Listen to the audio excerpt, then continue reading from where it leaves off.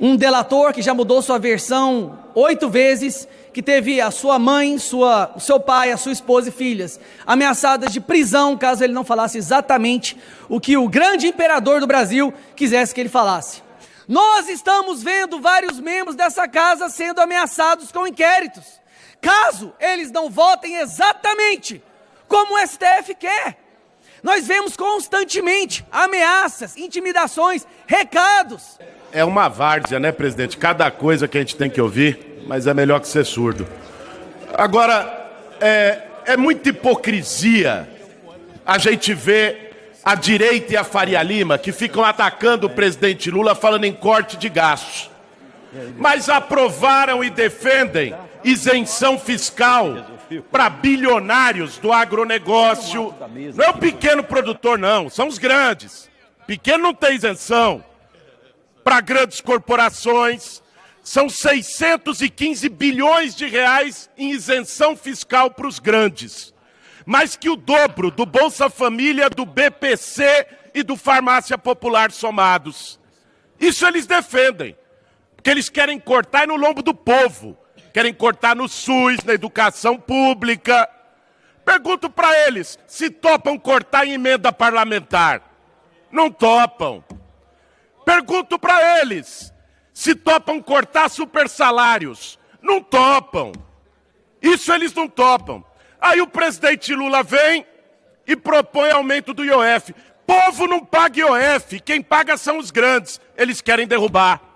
O presidente Lula propõe isentar imposto de renda para quem ganha até 5 mil e os super ricos pagaram mais. Eles são contra. Porque eles não são contra imposto. Eles são contra que bilionários paguem imposto. Essa é a hipocrisia da direita brasileira junto com o mercado financeiro e os banqueiros. Porque eles andam assim, ó. Dizem que é contra o sistema, mas é tudo turminha do sistema, na coleira do sistema. É isso que eles são. E agora querem derrubar o IOF e atacar o governo. É uma vergonha a hipocrisia dessa gente que a gente vê no Congresso Nacional e na imprensa. Eu estou convencido, deputado Hildo Rocha, que nós vamos discutir a medida provisória. Na medida provisória, nós temos temas que são divergentes, mas tem também temas que são convergentes. Hoje, a gente está votando a urgência desse PDL. Nós, da federação, vamos encaminhar o voto contrário. A gente entende aqui o líder Guimarães, que vai falar como líder do governo, que está trabalhando aqui com um conjunto de partidos. Porque tem, Guimarães, uma parte dos deputados que acham que, votando essa urgência, a gente pode construir algum tipo de acordo via medida provisória. Mas nós vamos votar contrário, por uma questão muito simples. No nosso país, há uma resistência muito grande das elites, do grande capital, em qualquer tipo de taxação mais justa. Vocês vejam que, nesse caso, o impacto do último relatório bimestral foi de 50 bi. O governo contingenciou 30 bi. Na verdade, contingenciou 20 e bloqueou 10. O que fez o ministro Fernando Haddad e o governo do presidente Lula?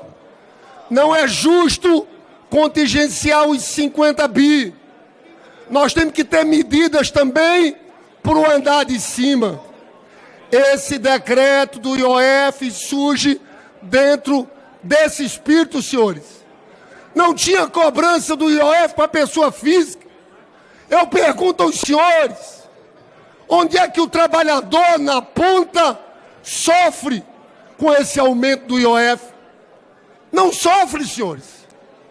É uma medida que pega o andar de cima. Mas aqui, deputado Hildo Rocha, nós temos um problema no nosso país, porque a gente vê setores, grupos econômicos que bradam É necessário um ajuste fiscal, mas é só em cima do povo pobre. Porque na hora que vem uma alternativa discutir, eu não quero pagar imposto. Você sabe, deputado Patrus, o Raimundo Faoro escreveu um livro que marcou a história do nosso país. Os donos do poder. E ele dizia, falava dessa elite brasileira. Agora, um jornalista chamado Bruno Carrasa escreve um novo livro, Os Novos Donos do Poder, que levante todo esse.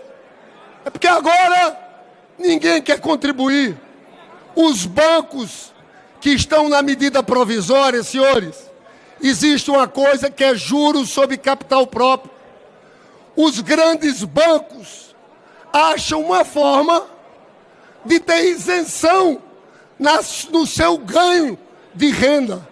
Para vocês terem uma ideia, o impacto disso no Banco Itaú, se existisse já esse juros sobre capital próprio, sabe quanto teria de aumento de arrecadação por parte do governo? Só no Banco Itaú, 5,5 bi de isenção. No Bradesco, 5,1 bi de isenção. Os senhores acham justo isso?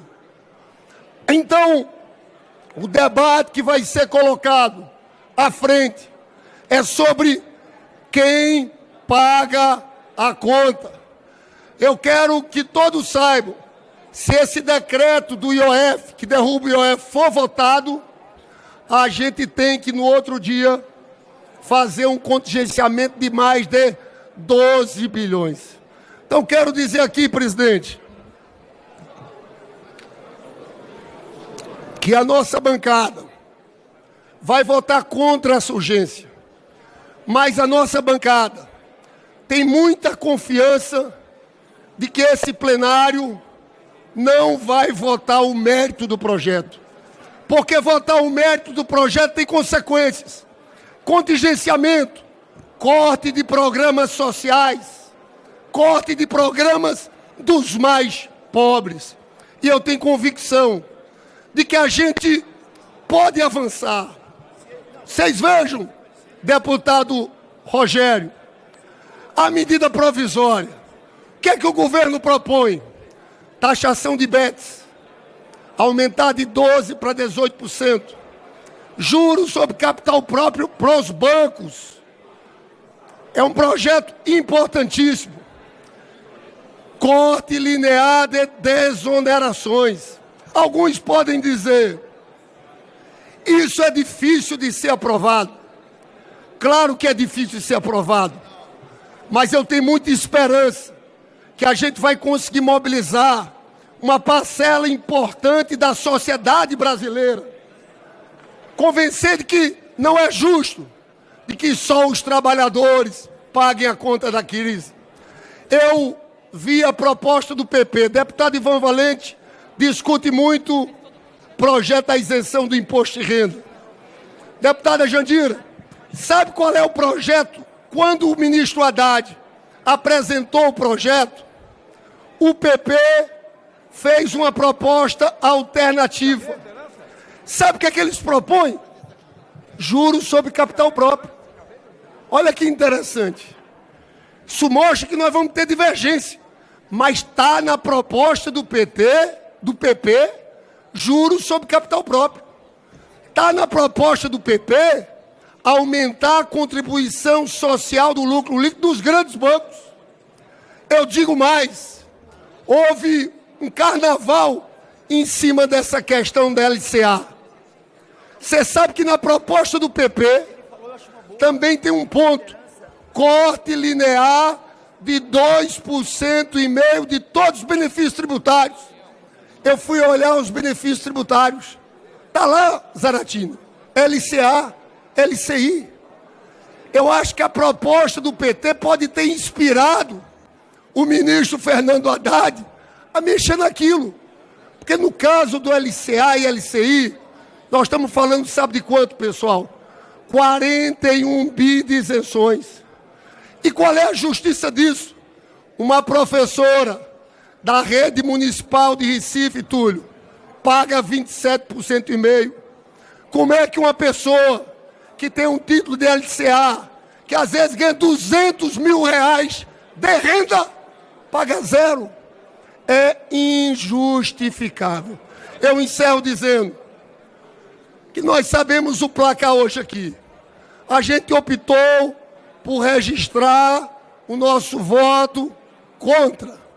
Mas eu não acho que o que acontece aqui é o fim do mundo. Tenho convicção de que pode ter um debate que surja na medida provisória que vai ser relatada pelo deputado Zaratini, e que ali a gente consiga avançar em temas estruturantes, principalmente na contribuição do andar de cima, de quem mora na cobertura e que não quer pagar o condomínio. Pagamos impostos demais e recebemos de menos. Ninguém mais suporta esse desgoverno do ex-presidiário Lula, que para tapar seus rombos só sabe fazer assistencialismo. É Bolsa Família, que de auxílio tem nada. Hoje Bolsa Família é Salário Família. Em 3 estados do Norte e Nordeste, simplesmente as pessoas ganham mais Bolsa Família do que salário formal. Assim começa a ruína de um país. Colegas, o que a gente está vendo aqui é uma diferença entre aqueles que estão do lado do povo. Estou falando da trabalhadora doméstica, do porteiro, estou falando da caixa de supermercado, ou aqueles que estão aqui para defender privilégio tributário do andar de cima. Isso expõe a hipocrisia daqueles que o tempo todo estão demandando o nosso governo de fazer cortes estruturais que vão impactar o trabalhador ali no cotidiano da sua vida, aquele que ganha um salário mínimo, aquele que compra um supermercado com dificuldade. Mas ficam nervosos, falam de impostos, não pode cortar imposto, aumentar imposto, quando esse ajuste é feito no andar de cima. A mesma turma que acha possível cumprir a meta do déficit zero, que queria um ajuste ainda mais apertado, acabando inclusive com acesso, com parte do acesso ao BPC. E o Brasil precisa entender o projeto que está na pauta hoje. O aumento seletivo do IOF, ele incide sobre quem tem dinheiro, sobre quem pode mandar dinheiro para o exterior, sobre quem pode viajar para o exterior, sobre quem pode gastar 50 mil para aportar numa previdência privada. Vocês estão contra aqueles do andar de cima pagarem a conta do tal ajuste fiscal que os senhores insistem que nós devemos fazer.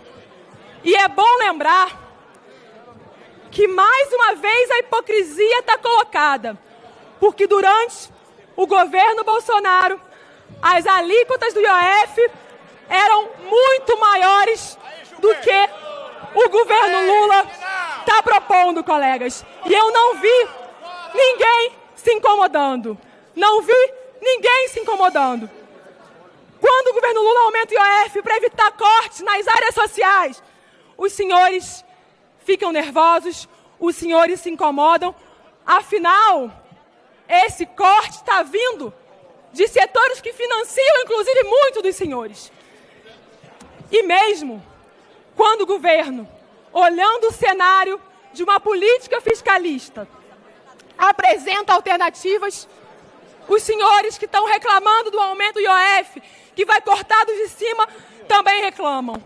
Eu quero ver ter coragem de cortar parte dos 50 bilhões de emendas parlamentares, que representa 1/4 do orçamento discricionário brasileiro. Isso equivale a 5 bolsas famílias. Isso equivale a 4 vezes o orçamento da educação. Isso equivale a 3,5 vezes o orçamento da saúde. Eu quero ver a gente ter coragem de olhar para a vergonha, que são as renúncias e isenções fiscais, que alcançam quase 1 trilhão. E quando o governo quer tirar um pouquinho disso e arrecadar 20 bi com o IOF, os senhores chiam. Eu quero ver os senhores estarem junto com o MP do governo que propõe taxar as bets, taxar aplicações financeiras isentas. Não! O que se fala nos bastidores é que os senhores querem o quê? Devolver SMP. De que lado os senhores estão? Sem dúvida, ao lado daqueles que vão ganhando dinheiro em cima de dinheiro, de aplicações do mercado financeiro e não da população brasileira. Nós não queremos o que os senhores querem, desvincular o salário mínimo dos benefícios sociais, acabar com o piso para a educação, para a saúde, cortar do funcionalismo público, que ali na ponta faz os direitos acontecerem. A gente quer avançar rápido com a isenção de imposto de renda para quem ganha até R$5.000, 10 milhões de beneficiados, e quem paga essa conta? Pouco mais de 600 mil pessoas. Nem isso os senhores querem avançar, porque os senhores já escolheram o lado de vocês, que é o lado da Faria Lima, do mercado financeiro, e a consequência é cada vez mais um povo precarizado. Não vamos aceitar cortar do povo. A gente quer aqueles do andar de cima paguem a conta.